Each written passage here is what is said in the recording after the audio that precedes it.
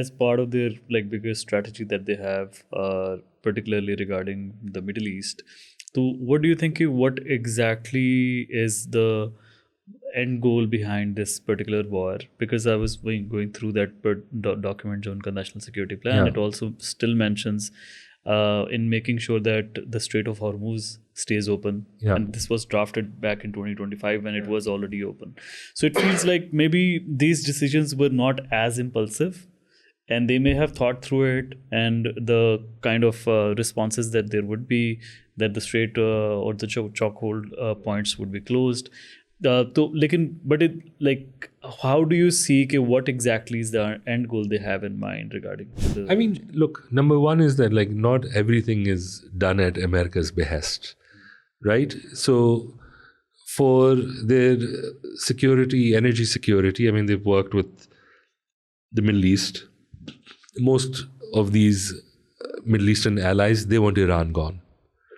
And they wanted Iran gone since the revolution.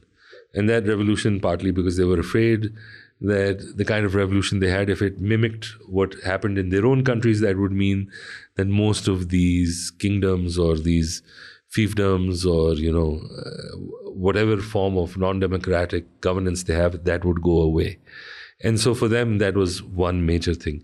The other thing with Iran was also that Iran was also a believer, somewhat like Trotskyites, that, we are also going to export revolution into areas, where you have significant Shias and they are being, ruled by, non-Shias.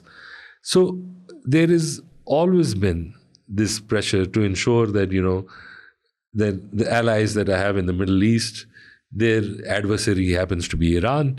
And so that's one end of it as well. Obviously, America has its own reasons for also not being. The other thing is protection for Israel.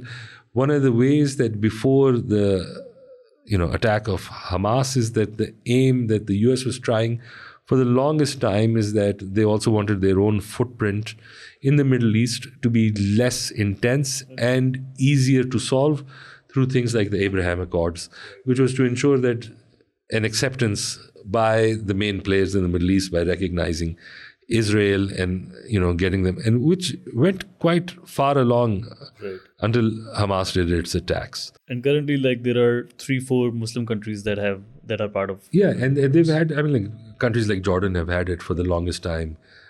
Egypt has had it for the longest time, and at some point, it almost looked like it was inevitable that it would happen. But things with, Israel's response to Hamas effectively have put all of that on the back burner, because as Israel, basically got total victory and projected its power much further into Iran as well, which we thought was a no-go area, it's much clearer that, their ambition has increased. That the net security cordon that they want, what they call Greater Israel, which is partly rooted in religion, but it's also just to ensure that, the buffer zone of our security is as far as possible.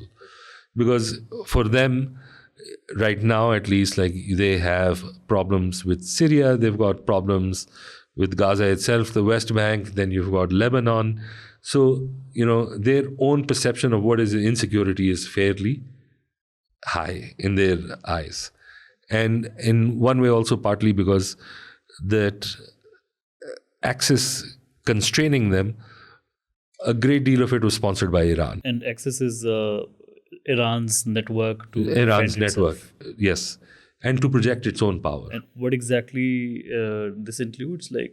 The other powers include the Houthis. It includes the Houthis, includes Hamas, it includes other players in Syria, it includes its support from Russia. Right. So, it did have a power projection that went on, that kept at least Israel at bay. And so, I mean, it's all convoluted. The history of the Middle East, the modern Middle East, and the way that it's supremely convoluted.